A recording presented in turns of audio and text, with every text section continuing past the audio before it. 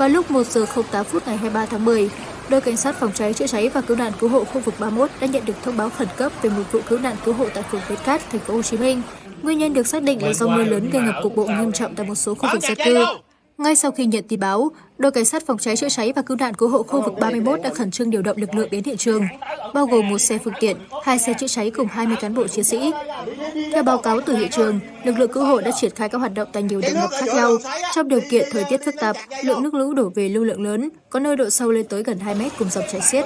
Các cán bộ chiến sĩ đã nỗ lực không ngừng nghỉ. Kết quả, toàn bộ 127 người, trong đó có nhiều trẻ nhỏ và người cao tuổi đã được đưa đến khu vực an toàn.